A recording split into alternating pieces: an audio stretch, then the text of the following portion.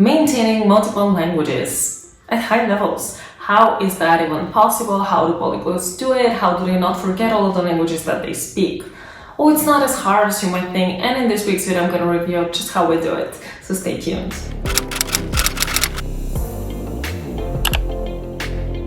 Hi there, I love having you back here. Welcome back to my channel, and for those of you that are seeing me for the first time, I'm Stephanie and I love learning languages, and this is my passion project. It's my channel where I share tips and tricks on language learning and how you can become a polyglot if you want to be, or just pick up another language. Don't have to want to learn multiple ones, but if you are interested in learning multiple ones and you're like, how do polyglots do it? How do they maintain so many languages? Or perhaps, let's say you're a bilingual and you want to make sure that you don't forget your mother tongue, and you move to a different country, you're surrounded by a new language. How do you keep the one you were born with? Or really any scenario in which you might be wondering how to retain one or more languages, well, then this video is for you. So when it comes to maintenance, one of the biggest things is to know what you tend to retain. I don't necessarily think that we all need to be just putting this actual effort into maintaining the different languages that we speak. I think that it's really dependent. So what I mean by that is that some of us are very good at remembering some things and really suck at remembering others. Let me give you an example. For me, I don't really have to worry about maintaining languages. But when it comes to certain mathematical concepts, I'm quick to forget. But does that actually matter? I don't think it does, first of all, and I want to start at this level. I don't think it matters, and I think you should kind of take a deep breath and relax a little bit about it, because who cares if you're prone to losing a language? Next time that you go back to it, you're going to be able to relearn it much faster. None of that knowledge is actually lost forever. Even if you're like, well, I kind of lost my ability to speak, if you jump back in, chances are you're going to be able to just get it back much faster than the first time. This is what's happened for me and math, for example. Like if I forget how to do statistics or something, when I go back to it, I'm able to just get back in the game so much more quickly, although I've technically forgotten it, but it's kind of still there in the back of my head. And of course, research has a lot to say about this, that it's much easier when you have to relearn something that you've already learned before but forgotten, but I don't actually think in this case we even need the research, although yes, it supports this hypothesis, but I feel like each and every one of us can say that whenever we've relearned something we've forgotten, it's just much easier second time around. So let me just start with this, so you're not as freaked out and worried about losing languages, because a lot of learning is about what's happening in here. And so if you're calm about it, if you don't really care, then you'll be fine. And trust me, you will be fine, even if you forget it. But what if you're thinking, okay, Stephanie, but I actually don't want to lose my languages, I want to retain them. So that's why I said it's important to know what you remember and what you forget. And we all have different things which we remember really well, certain knowledge that just sticks in our head really well, and then certain knowledge or skills that are just, we don't really have that capacity to retain. So many of us, for example, have the ability to ride a bike even after, just not doing it for many years. But we kind of perhaps maybe struggle to remember what we learned in history class when we were 10. Or perhaps we don't struggle with this and we find it super easy. Well, you don't know, but there are certain things that we forget and we remember. Same for actual, factual knowledge. Same thing when it comes to skills. Some skills are very easily retained, some are not. So when it comes to languages, ask yourself if you're actually one that's able to retain language as well. You can test this, especially if you speak several. You can let one go for a while and see what happens, because as I said, it's not a big deal. You relearn it very quickly. So who cares? You can test it. If you, for example, don't want to do that, or if you're like, well, I'm a bilingual, I don't want to make experiments with even one language, or if whatever the reason why you don't want to test it, it's good to err on the safe side. But if you are willing to test it, give it a go. I was surprised. I wasn't actually testing it. I just stopped interacting with the German language for a very long time. I think it was at least 5 years before. Oh, actually, was it? No, I think it might have been. You know what? I don't know. But in any case, however many years, I was like, it was a few years. Okay, maybe it was 3, maybe it was 6, maybe it was 4 or 5, whatever. In any case, I was not interacting with that language for a while. And then when I came back to it, I was like, oh, well, it's not like I was fluent, but I never was. So when I came back to it, I was like, okay, well, I still have all that knowledge, all those abilities in German that I had when I last, was in touch with the language. So that's how I figured it out, that it's not really necessary for me. But that happened with German. For example, with Swedish, I studied very little. I had like an hour or two of studying, so nothing. I never counted even as a language I've studied, let alone something more. Swedish is a language I still have to study because I don't even consider that study. But my point is, for languages where you haven't formed what I call a language core yet, which I don't know what level that is according to the A1, A2, C1, etc., the Common European Framework or whatever other framework you use. I'm not sure what level that is because those frameworks, I think, are a little bit artificial and they're not the best when it comes to measuring our skills, but that's a topic for another time. In any case, it's having a language course when you've kind of gotten the sense of what the language is about, you're able to kind of have those simple conversations, you kind of have something to fall back on. And once you have that something to fall back on, if you are not prone to forgetting languages, you're not going to forget even the little language you speak, even if you're like upper beginner or intermediate or whatever you are. You're not going to forget it, but if you're like, you've had a couple of hours of study of Swedish, that's like, of course, you're going to forget that. So I'm not saying that even for people that are not prone to forgetting, actually, we still can forget a little bit if we haven't studied enough. But if you're one of those people that once you form the language core, you don't forget the language, then you obviously don't need to worry about it. But if you actually have found through trial and painful error that you do forget, here's what you can do.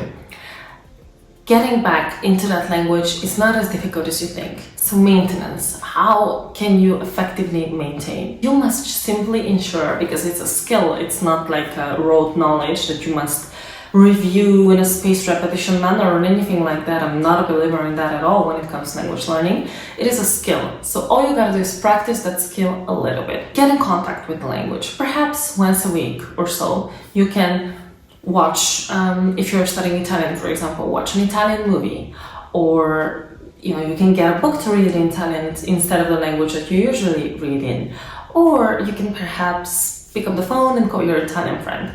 The important thing is, it doesn't really matter what medium you use because you've already practiced the skill. This is already a language that you've learned. We're talking about maintenance here, so you've learned the skills you care about. You don't necessarily need to practice those exact skills.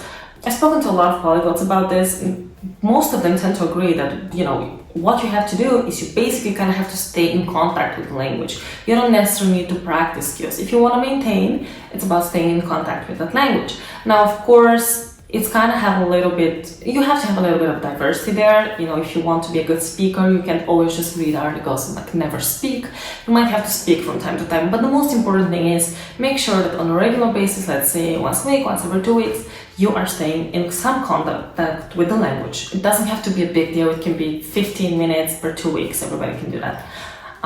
But at the end of the day, if you're prone to forgetting, make sure you do that. And if you're studying many different languages, for example, I think that a wonderful way to maintain your languages can be the app LingQ. Now, if you're familiar with my channel, then you already know what LingQ is. If you're not, it's a language learning app I absolutely love. It has thousands of hours of content in 40 different languages.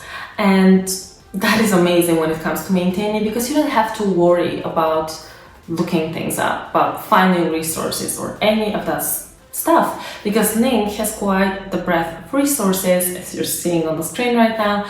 And you can listen to podcasts, read articles, read books, you can import things from Netflix, from YouTube, or from any other place on the web. You just have to install the LingQ browser extension and you're set to go. Or if you don't want to import, if you're just like, I want to maintain very passively, you can simply just browse through LingQ's library and pick something that interests you. Let's say you want to maintain your French. Well, in that case, what you can do is you can simply go ahead and pick a topic that you like. Let's say the story about Napoleon. You go ahead and you click on that. You read it, you go through the words, you see which ones you don't know perhaps, and then you can either revise them later, or you can just be like, okay, enough maintenance on French, that's it. And next week you go in and look for another piece of French writing, or for example, you import a show into LingQ and you watch that. And then you can kind of review the transcript, you can go ahead and listen when you're traveling in your car, for example, etc.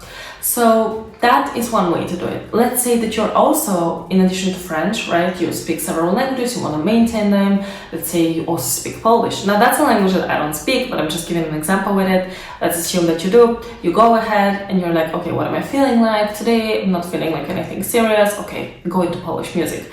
And as you can see, you can unlock different songs based on levels. So of course, if you select your level, that's like if you're a beginner, it's going to show you one thing. If you're advanced, it's going to show you another. But the thing is, you can just log in from time to time, and then you can maintain your Polish as well. Let's say that you're also study Arabic, for example. You speak Arabic and you're like, I don't want to forget it. Well, then let's say that you have the interest of sports. You can go ahead and read a sport piece. Again, level dependent. So it's super good for picking the exact stuff at the exact level you're at and making sure you maintain that level. And the reason I recommend LingQ is because if you're maintaining, you don't want to be actively looking for your resources, you don't want to put in too much effort, you just want to keep the language you already speak. And LingQ has comprehensible input, so it's wonderful for maintenance. I think that comprehensible input is, well, the best way to learn a language. So it's also a great way to maintain because you don't have to look, you can just go into the LingQ library. If there's any particular piece you want, you can import and study that, but it just takes a lot of the work out for you, especially with maintaining languages, not just because of the breadth of languages that LingQ offers, but also because you can just change the language with the click of a button. So if you want to, say, maintain several languages that you speak, and you want to do it in the quickest manner possible, you know, the least searching for resources, searching for articles, searching whatever. It's a constant day afternoon. You want to maintain several languages at the same time. You're like, I want to read an article in each of the languages I speak. You can simply open LingQ and all the languages are in there, and you can just very quickly make sure that you're maintaining those languages without actually just going through the trouble of maintenance. So it makes maintenance super easy. And I would recommend that, one, you do not freak out about maintaining or forgetting languages. Trust me, even if you forget, you relearn it very quickly.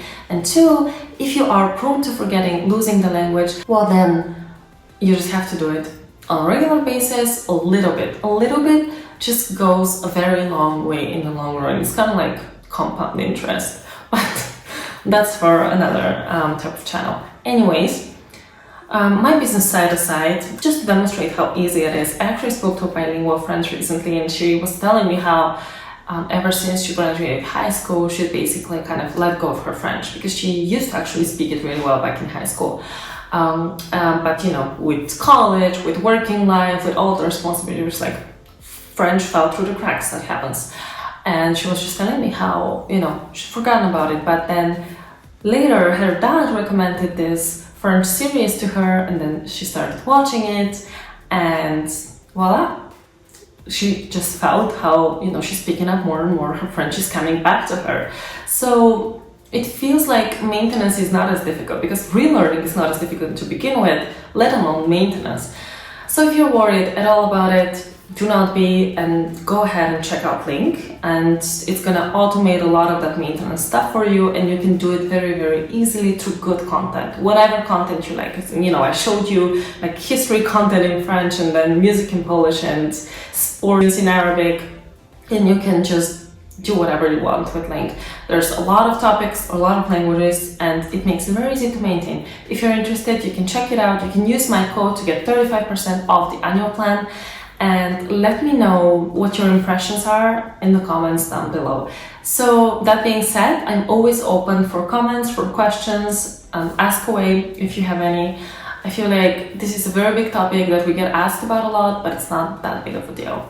And at the end of the day, it's about consistency more than anything else. And it's about having the right tools that make it easier for you rather than difficult and cumbersome. Because when we automate things, it's actually much easier to just go ahead and do it. Go ahead and do that maintenance, or go ahead and cook that dinner once your fridge is stocked instead of having to go out and buy the ingredients. So it's kind of like a similar thing. That being said, I'd love to if you subscribe to the channel for more videos like this, and as always, open to your feedback and comments. Until next time, have a wonderful time. Bye bye.